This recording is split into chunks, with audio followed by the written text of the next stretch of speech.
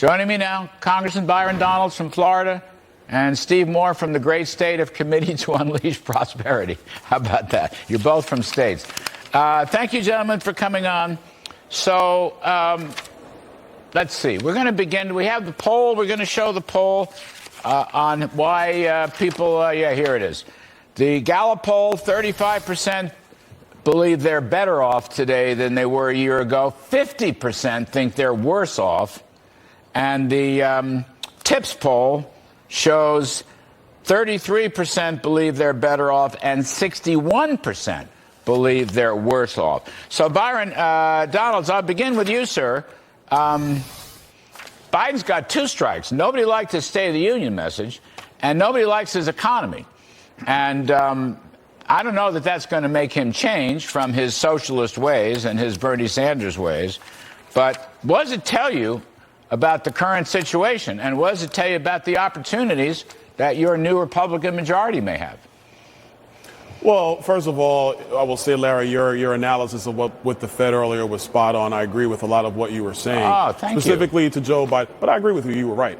Now, to Joe Biden, his policies are awful. We know that. The American people know they're awful. We know that as well.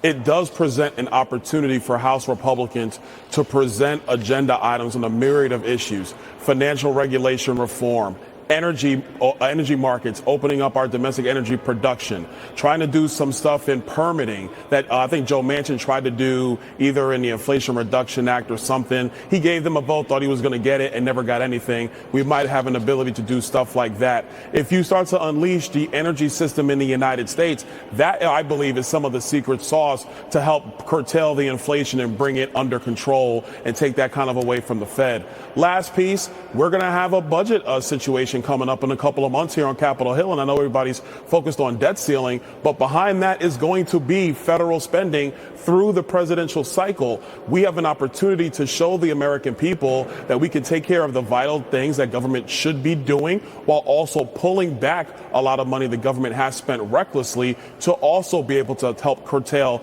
the inflation that has harmed so many people in our country. Byron, just on this energy point, at the State of the Union, Biden gave oil and gas and fossil fuels a 10-year death sentence. A 10-year death sentence, which I think was, in a speech that had so many stupid ideas and so many really bad ideas, but the stupid ones too. This is among the dumbest. 10 years, and we're going to end fossil fuels. What do you think would happen to this country? Refined petroleum products affect virtually every nook and cranny of the American economy. You took that out of play for some crazy reason. What are you going to have? Windmills running airplanes? Come on. It's just impossible. Well, look, this is why House Republicans were laughing when he made that statement, because we understand the truth. You cannot have the American economy run without oil. It is impossible. It's never going to happen. And to put these arbitrary timelines of 10 years, that's why so many oil companies are pulling back their investments in the United States, because they don't know what crazy idea is coming next from this White House. But let me add to your point. Petroleum products, for everybody listening at home, ladies, you love getting your hair done, petroleum products are a part of that. Gentlemen, you want to look good in your nice suits, petroleum products are a part of that. Mm-hmm. And anybody like myself who wears contact lenses every day, mm-hmm. petroleum products are a part of that. They are a part of everything that we do. So if you get rid of oil production, you're taking us back to the Stone Age in terms of how we live on the planet Earth. Makes no sense at all. But what do you expect from the state of confusion speech we all had to witness the other night? State of confusion. I like that. Steve Moore, you're the only person I know who's better off than he was a year or two ago. You're the only one. But having said that, I couldn't resist. Having said that, it is very dishonest to rail on about how Republicans are going to cut Social Security and they're going to cut into Medicare. And I think he's doing this, Biden's doing this as a distraction, because he doesn't want to talk about domestic budget cuts of any kind, discretionary or not. But you're writing in the Committee to Unleash Prosperity hotline today that really, in 10 years, there's going to be a problem. Everybody knows there's going to be a problem. And it's a little bit disingenuous, this whole debate. And how you do it, I mean, you probably need a bipartisan committee to sit down and do it. That's what Ronald Reagan did over 40 years ago with the Greenspan Commission, and it kept Social Security intact for a good long while. But, I mean, to some extent, Steve, people are being misled. There is a problem looming out there, and unless we grow the economy at 3.5% to 4% for the next 10 years, that problem's going to reemerge. So I ask you, what are you thinking about Social Security and Medicare? Well, let me just return to one point you made during your monologue, which I think is really so important, that you're right, the Fed is missing and so many Wall Street economists are missing. When the long-term, the interest rate on the long-term bonds falls, correct me if I'm wrong, Larry, doesn't that mean inflationary expectations are falling? Yes. And so that's a good thing. Yes. I don't understand why people think that's a bad thing. Yes. You got to bring the That's what happened under Reagan, by the way. Yes. The long-term bond came down because people finally realized that there was a credible plan to bring inflation under control. And you have this inverted yield curve, deeply inverted yield curve also. With short rates are much higher than long rates, it usually means inflation fears are falling. I mean, the Fed is doing its job. What we don't want is for them to overdo it. And then what we would like is for Byron Donalds and his colleagues to give us some supply side growth. Right. So this is one of the most important points. Over the next 10 years, remember we mentioned this last week on your show, but it bears repeating. The average growth rate that's being expected by the blue chip economists, by the Congressional Budget Office, even by Biden's own economists, is 1.6%. That's pathetic, Larry. We should be growing at 3 to 4% coming out of COVID, maybe even 4 to 5% given what we've been through. If you look at the periods when the economy really boomed, the Reagan years and the Clinton years, we had 4% growth.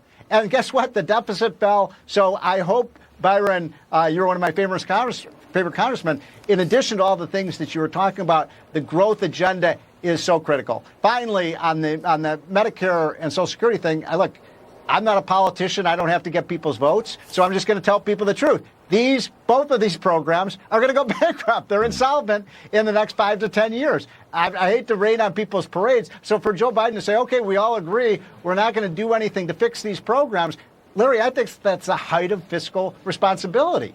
He's actually damaging. He's actually damaging them with his anti-growth policies, his anti-free market capitalist policies. Look, you could, Byron, I'm not going to put you on the spot. Steve's not the politician. I'm not the politician, or at least I'm not the politician right now. But you could, why not gradually raise the retirement age? It's sitting out there. It's been out there for a long time. It makes a lot of sense. Greenspan did this decades ago. Just there's one thing that could be done besides growing the economy, Steve, at 3.5 or 4%. Just extend the retirement age. Everybody lives longer. I'm living proof of that, by the way. So it's not that hard to do. Go ahead, Steve. Take a whack at it. Is that for me or Byron? Yes. No, I'm not going to make Byron deal with that because he is in the political game directly. You and I are just onlookers knocking at the door. With Social Security, we just have to move the system to a system of personal retirement accounts where people put the money into IRA, like a 401k plan. They'll get twice the return that they get. And on Medicare, it's one thing to say you're not going to cut benefits. I don't think that the Republicans talk about cutting benefits. But, what about finding the ways you can reduce the cost of the health care system through things like, Steve Forbes, I know what he'd say. Why not medical savings accounts and things of that nature? I mean, look, if you don't do anything about Social Security and Medicare in the next 10 years, the whole budget's going to be Social Security, Medicare, and interest on the debt. We're not going to have money for the military, for roads, for hospitals, for anything else. And by the way, Art Laffer has said, and Byron Donalds likes Art Laffer. Art Laffer has said that you have more transparency in the whole medical system. Love that. You save a lot of money. Byron, I'm going to give you the last word. Are you all thinking it's this debt deal with whatever savings you can get into it? Is it going to be like a continuing resolution, and then you got to come back and do an FY24 full-fledged budget with 12 appropriation bills? Byron, I just have a minute left. Is that how it's going to work?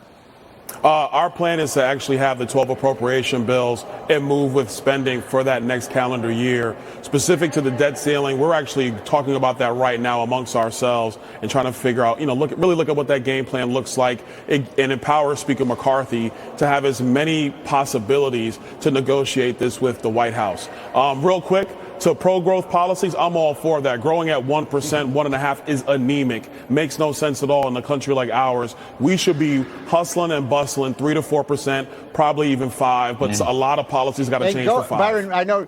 One other quick thing. Go back to the 2019 pre-COVID baseline, not the 2023 Biden blowout baseline. All right, we'll do the details later. Byron is a very good economist, and you're right. Growth is essential, whatever it is. Social Security, Medicare, the whole economy. If we have 1% growth or 1.5% growth, we will not satisfy the needs of prosperity for this country. We will not make people happy. We will not have the job opportunities. It's all there. Anyway, Congressman Byron Donalds, we appreciate you very much. We appreciate you putting up with Steve Moore and myself. All right, folks. Absolutely.